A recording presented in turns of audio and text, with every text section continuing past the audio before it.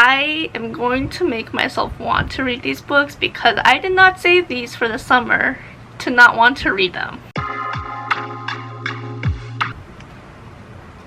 Hey everyone, welcome back to my channel. I'm Yoon, and today's video is my summer TBR, specifically the books that I saved specifically so I could read them during the summer, where I would have time to actually read through them and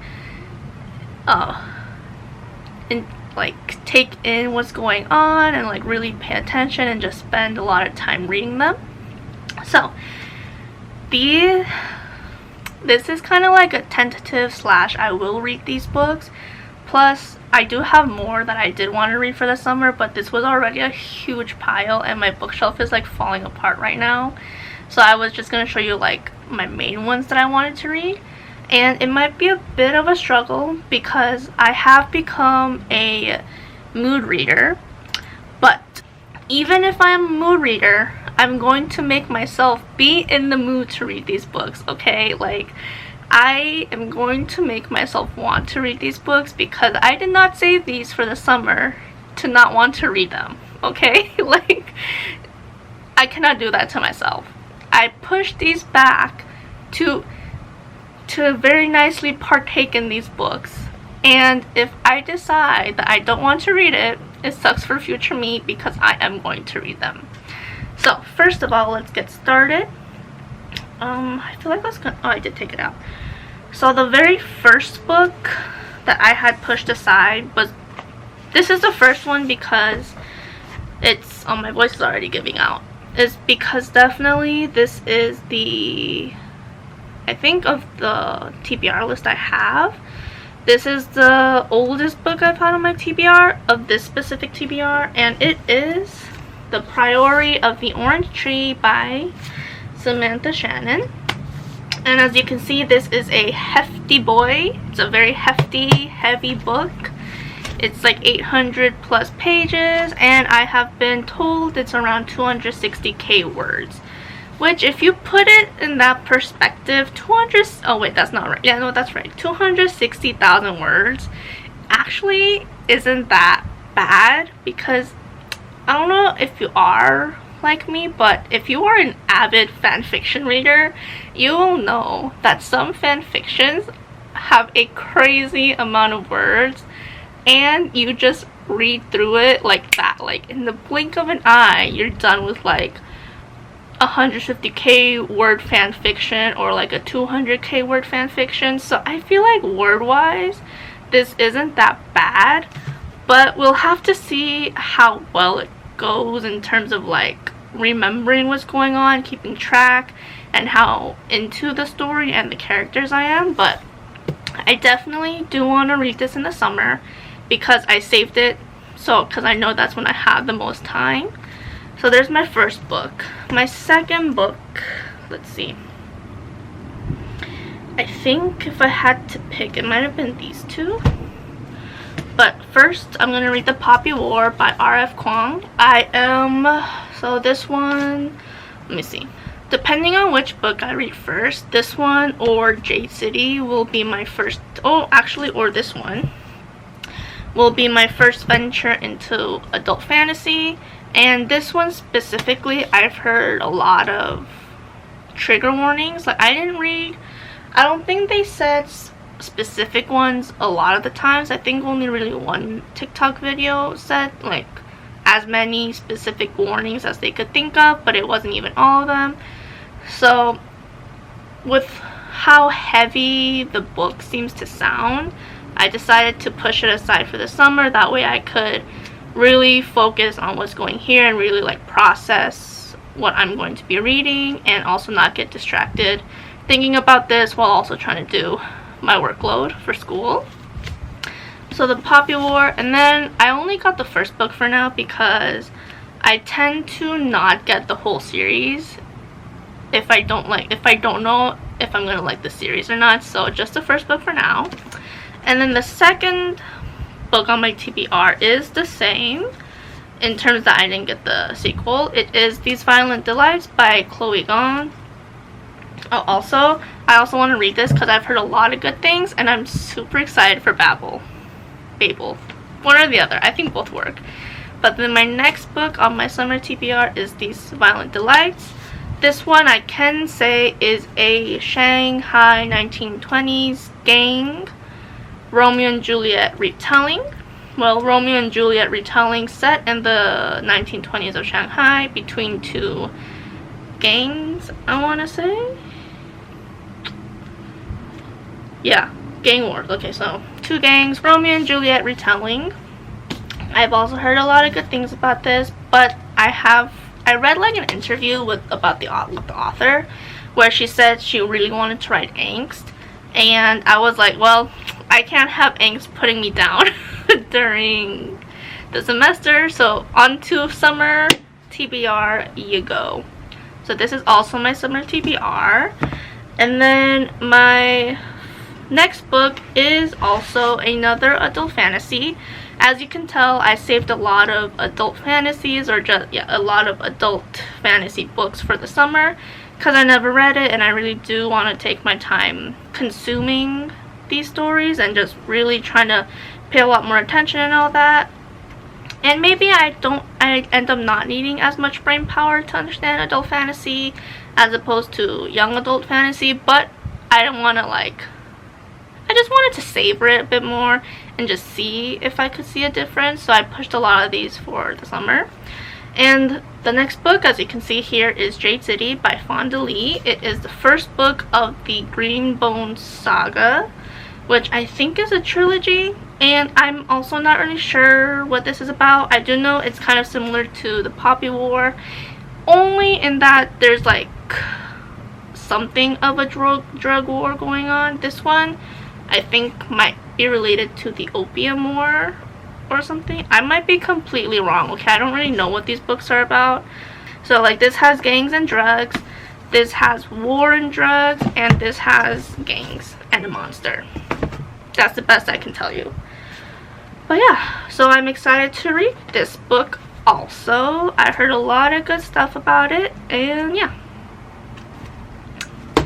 Next, for what I have, I also saved a lot of classics because while I was doing my semester, I realized I was very underprepared for the works that I either need to know or how I analyze and approach these works. So for now, I only put 2 classics. Like, I took them out of my bookshelf because these were the most prioritized ones.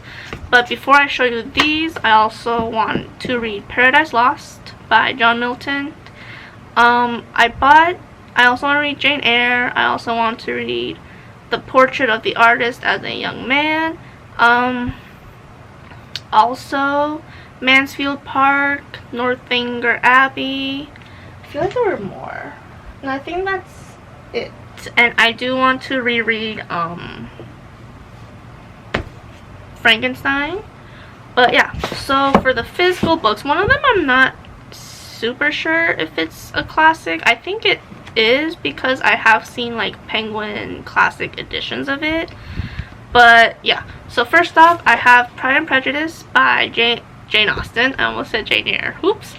And this one, classic. It's a classic. Probably not required for my literature degree, but I feel like it would be a good start to like reading classics, and for somebody who's kind of like on their own when it comes to analyzing classics, I feel like this would be a good start. Plus also it's just a classic, so it would, in that sense, so it would be good to just have this under my belt per se. So Pride and Prejudice by Jane Austen. And then next I have The Picture of Dorian Gray by Oscar Wilde. This one is also another classic. Another classic. And I have heard a lot of good stuff about this book, and I did want to give it a try. It actually has been on my normal TBR since like high school. So I figured this summer is the summer where I would finally pick it up and read it. So I have that one. And then as for the one I have here that I haven't mentioned is The Secret History by Donna Tartt. And like I said, I'm not like super sure if it is a classic. Like, I'm probably gonna Google this later, but it never really registered in my mind as a classic until I saw like the Penguin classic covers of this. So at this point I'm like, I'm pretty sure, but it hasn't been confirmed. So yeah, I'm probably gonna look it up. But anyways, this is also my first dark academia book, and because it's a combination of like classic plus dark academia and like a whole new genre I'm not used to, I did start reading it, but I decided to save for the summer, so that way I could really take my time reading it and just take my time analyzing and annotating it and just seeing how I'll be reading the book, I guess. And so that's it for like my hardest books. I feel like will be, well, not really, because I do have like a pile of harder books, but you'll see why. But first of all, before I get to that pile, this is the last book for now, which is Book Lovers by Emily Henry. And yes, I am finally reading just romance novels, but this one I've heard so many good reviews and so much praise for the characters that I just decided to get it. So far I'm loving it. I did start reading it. I read the prologue and I'm on chapter 3. I'm almost done with it, but I am having a lot of fun. It's really funny. The prologue had me laughing more times than I do in like one book, one whole book. So I'm having really high hopes for it, and I'm having so much fun that I actually bought another copy to annotate for a friend of mine, because I do know she reads, she likes romance, and I had annotated another romance book for her before, but I feel like this one is like gonna be better than that one. So I bought it and I'm waiting for it. I'm gonna annotate it and I'm gonna give it to her when she comes back to Korea for a month or two, I think. So yeah, and the thing is, I'm also excited to annotate that one because I have wanted to try doing like doodling in annotations. Like if you see those people who do like really pretty flower doodles or like the hearts and all that stuff, I wanted to try annotating it like that.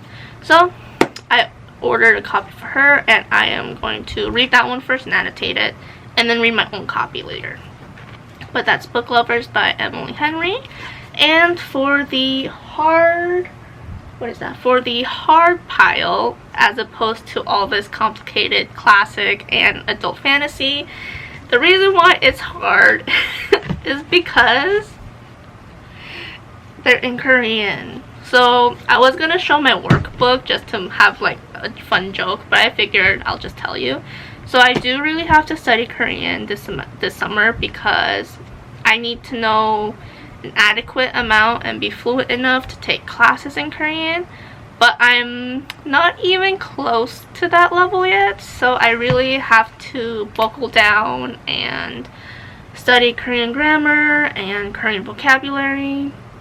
And from what I remember, the way I was able to get a really extensive English vocabulary, which you probably have not been able to see because I'm always like, what's the word for this again? But I feel like I can credit that to how much I had read when I was younger. And I had read a lot of books, and I was able to read I'd say like a pretty good level of reading too. So because I think my English vocabulary was able to grow thanks to reading, I also decided to buy Korean books and do my best to read those in order to get a better sense of grammar, also vocabulary. So for now I have 4 books. Okay, for now this is what I have set. So I have the workbook that's like up there, which is Korean grammar and also common mistakes Korean learners use. But as for actual reading, I have 5 to 6 books. I didn't really buy the other one just yet because I'm still thinking about it. But first I have 파리 마카롱 수수께끼. I think that's how you say it, but it's the Paris Macaroon Mystery. First of all, look how beautiful this book is. It's absolutely gorgeous and super cute. And it's hardcover. Look at that.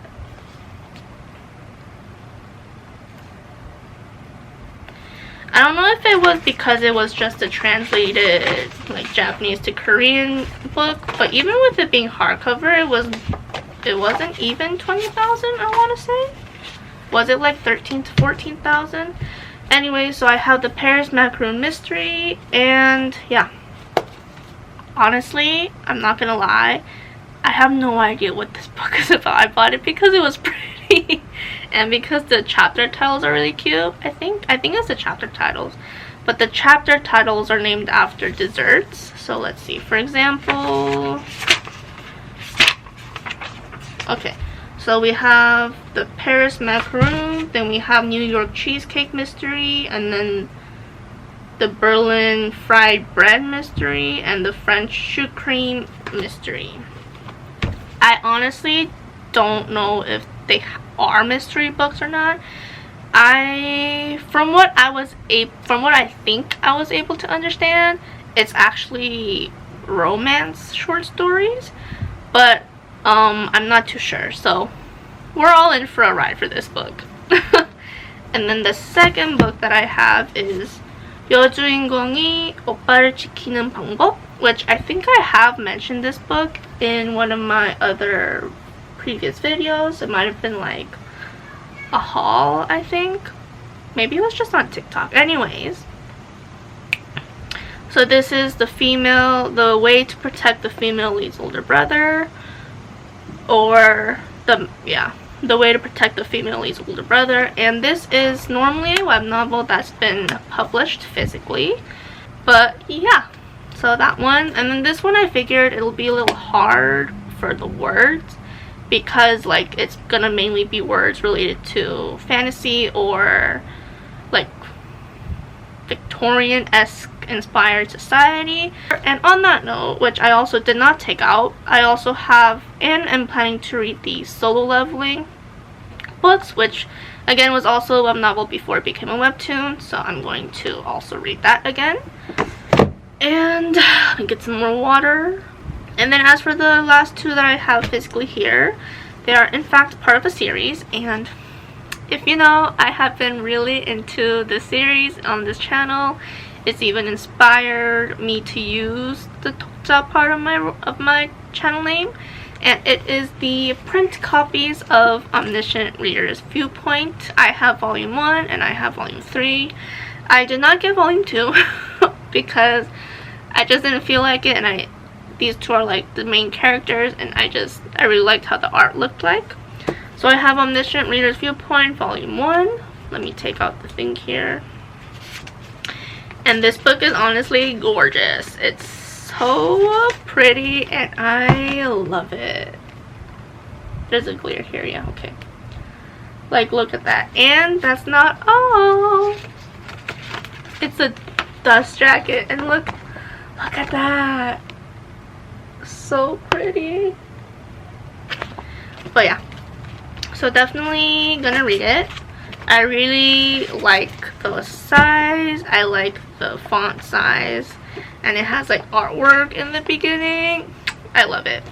So I have been thinking of getting volume 2 and annotating that one, because I do not want to annotate in these two beauties, but I like, let me show this one too. But yeah, and then this one is the same, the number changes. So then maybe annotate that one while I can keep these two as clean and new as I can. But I'm also super excited because if I'm remembering and if I read it correctly, like a hardcover edition should be coming out like later this year. And I'm kind of like, well, depending on how the hardcover looks like, maybe I will just write in these, but we'll see. And then this one will be harder to read, I think. Each one has very extensive world building and very extensive cast of characters and like character development, which I very much admire. But because of that, so sorry, but because of that and because of the entire world building that goes in the book, I do feel like a lot more difficult words and words that I won't be able to understand a lot are going to appear here. But we will see. We will see. If anything, that will be the case for like all the books I have here. They're all going to be hard to understand because I really don't know a lot of Korean vocabulary. And yeah, oh, my voice is just really giving up at this point. So sorry you guys have to hear that. But yeah. So anyways, that is my very long summer TBR, specifically the books I've saved to read this summer. And once again, I will say it, even though I am a mood reader, if I am not in the mood to read these books, I will make myself be in the mood to read these books, okay? Also, a lot of these, especially the English books that I showed you, are books I want to read before the year ends, because I've had them since last year. Yeah, I've had them since last year, and at this point I'm feeling a little left out, okay? Like, I'm feeling a little left out not having read these books and like seeing on YouTube or TikTok or Bookstagram that everybody else is talking about it. So I'm kind of like feeling a little bit of book FOMO. So I do want to read these books because summer is the time I'll have the most time to read it, and before the second half of the year where there's more books coming out and all of that, I can take my time reading these babies. So that is it for this video. Thank you for watching. Let me know how your summer TBR is. Are they just books that are like that give off summer vibes, or are they more like books you've been pushing to read this summer like I have, or is it just like forget summer, it's just a June TBR or anything like that? And yeah, thank you for watching again, and I will hopefully see you next time. Bye.